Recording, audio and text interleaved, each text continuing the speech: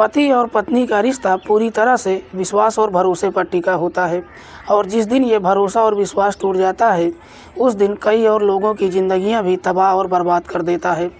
आज की कहानी में भी बिल्कुल ऐसा ही होता है, जिसकी वजह से न सिर्फ एक व्यक्ति हमेशा के लिए इस दुनिया को छोड़कर चला जाता है, उसके बाद कुछ और लोग भी जेल की सलाखों के पीछे पहुंच जाते हैं।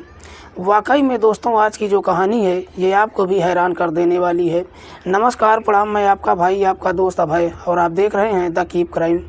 दोस्तों, आज की जो सच्ची कहानी मैं आपको सुनाने जा रहा हूँ ये सच्ची कहानी है मध्य प्रदेश की राजधानी भोपाल शहर की।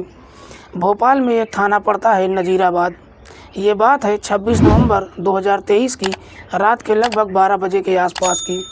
दरअसल इसी नजीराबाद थाने में एक व्यक्ति पहुंचता है और पुलिस वालों से कहता है कि साहब, मेरा नाम लक्ष्मण सिंह है और मैं चंद्रपुर गांव का रहने वाला हूं।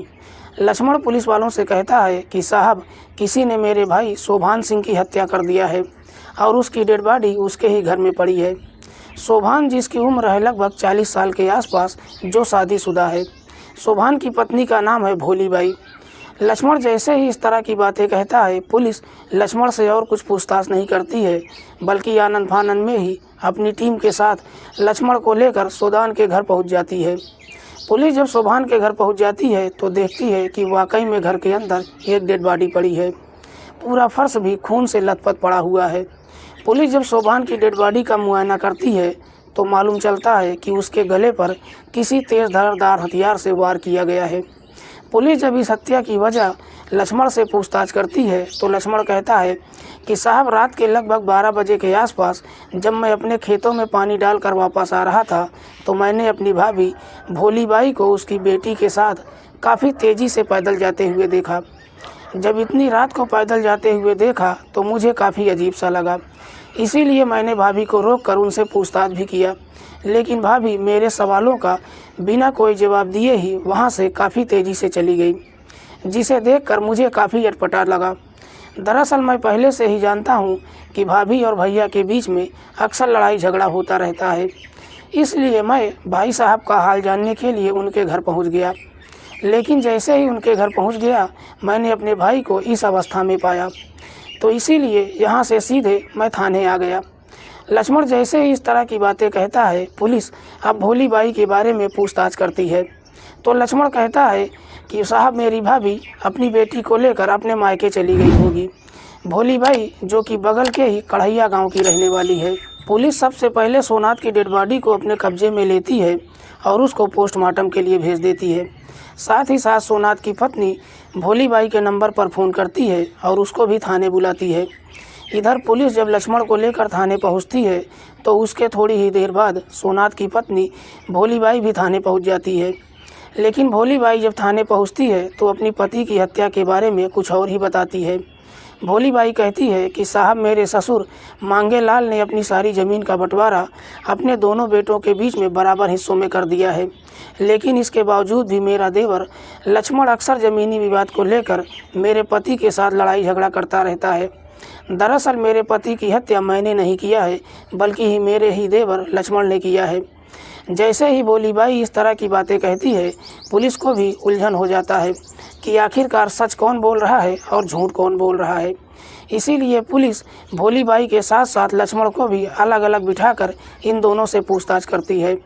पुलिस जब भोलीबाई से एक के बाद एक कई सारे सवाल करती है तो हर बार भोलीबाई पुलिस के सवालों का अलग अलग जवाब देती है, जिसकी वजह से कहीं ना कहीं पुलिस को भी भोलीबाई के ऊपर शक होने लगता है। जैसे ही पुलिस को शक हो जाता है, पुलिस इसी शक के आधार पर भोलीबाई के साथ सख्ती से पूछताछ करना शुरू करती है। जैसे ही पुलिस अपनी शक्ति दिखाना शुरू करती है, आखिरकार भोलीबाई सुबह होने से पहले ही अपनी सारी सच्चाई कबूल कर लेती है। लेकिन भोलीबाई जब इस हत्या की पूरी कहानी बताती है तो पुलिस भोलीबाई के बयान पर 2 और लोगों को अपनी हिरासत में लेकर आती है। दरअसल इस कहानी की शुरुआत होती है जब लक्ष्मण के पिता अपनी सारी ज़मीन का बंटवारा अपने दोनों बेटों के बीच में बराबर हिस्सों में कर देता है। दरअसल ज़मीन इतनी पर्याप्त नहीं होती है कि लक्ष्मण और सोनाथ खेतीबाड़ी करके अपने परिवार का गुजारा कर सके। इधर सोनाथ के 2 बच्चे भी हो जाते हैं, जिनमें से एक बेटा और एक बेटी। सोनाथ की लाख कोशिश करने के बावजूद भी जब घर का खर्च नहीं चल पाता है, इसके बाद भोली बाई अपने बेटे को अपने मायके भेज देती है। सोनाथ कोई नौकरी की तलाश में शहर चला जाता है। इसके बाद भोली बाई अपनी बेटी के साथ अकेले ही रहने लगती है। इधर सोनाथ जब शहर में जाता है, जितना भी पैसा कमाता है समय पर अपने घर ही नहीं भेजता है, बल्कि बीच बीच में छुट्टी लेकर कुछ दिनों के लिए अपने घर आता है और अपनी पत्नी से मुलाकात करके वापस अपनी नौकरी पर चला जाता है। इधर पड़ोस का ही रहने वाला भोली बाई का चचेरा देवर प्रेम सिंह, प्रेम जिसकी उम्र है लगभग 18 साल के आसपास। दरअसल प्रेम को मोबाइल चलाने की बुरी आदत है। प्रेम अक्सर अपना समय मोबाइल पर ही नहीं गुजारता है, बल्कि अक्सर अश्लील तरह का वीडियो भी देखता रहता है। प्रेम जब इस तरह का अश्लील वीडियो देखता है तो देखने के बाद प्रेम का भी वैसा ही करने का मन करने लगता है। हालांकि प्रेम के गांव में काफ़ी सारी लड़कियां तो होती हैं, लेकिन प्रेम किसी लड़की से डर के मारे बातचीत भी नहीं कर पाता है। प्रेम का ही एक दोस्त है पन्ना लाल। प्रेम और पन्ना लाल के बीच में काफ़ी गहरी दोस्ती है। इधर प्रेम वीडियो को देखकर अपनी आदत से इस कदर मजबूर हो जाता है कि आखिरकार एक दिन अपने दिल की बात अपने दोस्त पन्ना लाल से कहता है कि कैसे भी करके मेरे लिए एक लड़की का इंतज़ाम कर दो, क्योंकि मुझसे अब बर्दाश्त नहीं हो रहा है। प्रेम जैसे ही इस तरह की बातें कहता है, पन्ना लाल उसको समझाते हुए कहता है कि तुमने अगर गांव की किसी भी लड़की के साथ कुछ करना चाहा, अगर उसने तुमको मना कर दिया तो तुमको काफ़ी पिटाई भी पड़ सकती है। दरअसल मेरे पास तुम्हारे लिए एक बेहतर सुझाव है। क्यों ना तुम अपने दिल की बात किसी ऐसी महिला के साथ करो जो शादीशुदा हो। अगर उसने मान लिया तो तुम्हारा काम बन जाएगा, रिजेक्ट कर दिया तो तुमको कोई फ़र्क भी नहीं पड़ेगा। प्रेम पन्ना लाल से पूछता है कि आखिरकार ऐसी बातें मैं किस महिला से करूं? पन्ना लाल कहता है कि तुमको इधर उधर ताक झाँक करने की कोई ज़रूरत ही नहीं है, बल्कि तुम्हारी ही चचेरी भाई भोली देवी, जो दिखने में भी बेहद ही खूबसूरत है, तुम जाकर अपने दिल की बात भोली बाई से कहो। वैसे भी रिश्ते में वो तुम्हारी भाभी लगती है। अगर तुम्हारी बात मान गई तो ठीक, नहीं मानी तो हंसी मजाक में इस बात को टाल देना। पन्ना लाल प्रेम को समझाते हुए कहता है कि एक बार जब इंसान की शादी हो जाती है तो उसके बाद पति की जुदाई उसको बर्दाश्त नहीं हो पाती है। दरअसल तुम्हारी भाभी को भी कहीं ना कहीं तुम्हारे भैया की कमी महसूस तो होती ही होगी। एक बार जाकर ट्राई करके तो देखो। जैसे ही इस तरह की बातें कहता है, प्रेम को भी अपने दोस्त की बात कहीं ना कहीं समझ में आ जाती है। इसके बाद प्रेम अक्सर भोली बाई के घर आना जाना शुरू कर देता है, क्योंकि दोनों के बीच में देवर भाभी का रिश्ता है। जब भी उसके घर जाता है, भोली बाई से इसी रिश्ते के जरिए हंसी मजाक भी करता है, लेकिन चाहकर भी अपने दिल की बात उससे नहीं कह पाता है। हालांकि जब भी उसके घर जाता है तो अक्सर छोटे बड़े कामों में भोली बाई की मदद भी करता है। पैसों की ज़रूरत होती है तो पैसा भी खर्च करता है, जिसे देखकर भोली बाई को भी प्रेम पसंद आने लगता है। प्रेम को जब पूरा भरोसा हो जाता है कि अब उसकी भाभी उसकी बातों में आ चुकी है, एक दिन अपने दिल की बात कहने से पहले हंसी मजाक में ही मोबाइल खोलता है और उसमें कुछ अश्लील वीडियो भोली बाई को दिखाता है।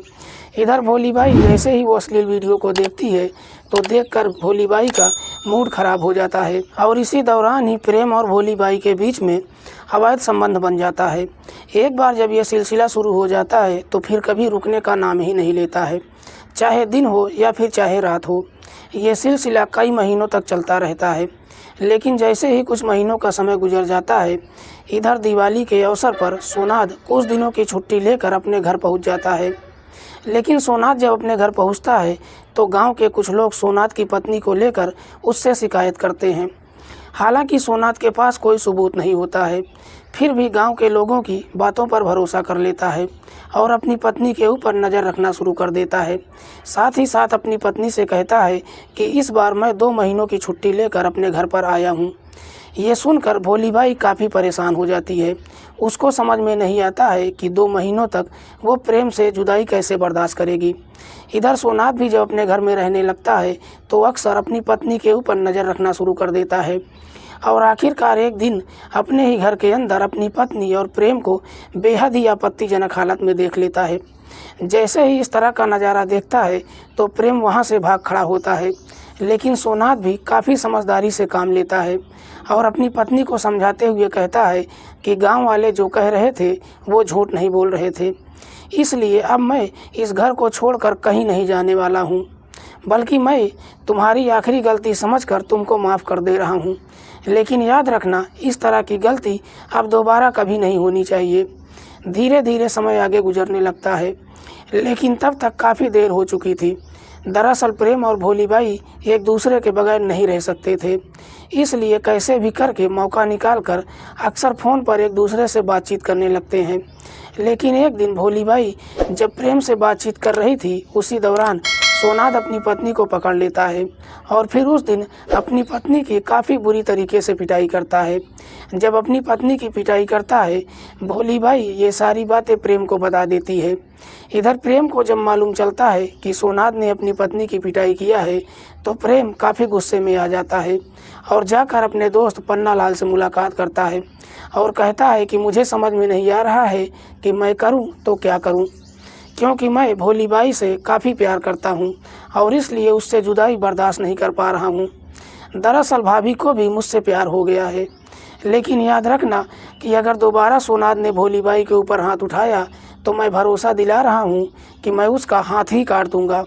हाथ काटने की बात जब कहता है तो इधर पन्नालाल भी आग में घी डालने का काम करता है। पन्नालाल प्रेम को समझाते हुए कहता है कि हाथ काटने से कुछ नहीं होगा, सोनाद थाने जाएगा और तुमको जेल जाना पड़ेगा। इससे बेहतर है कि तुम उसकी गर्दन ही उड़ा दो। सोनाद को मारने के लिए कहता है। प्रेम भी पन्नालाल की बातों में आ जाता है।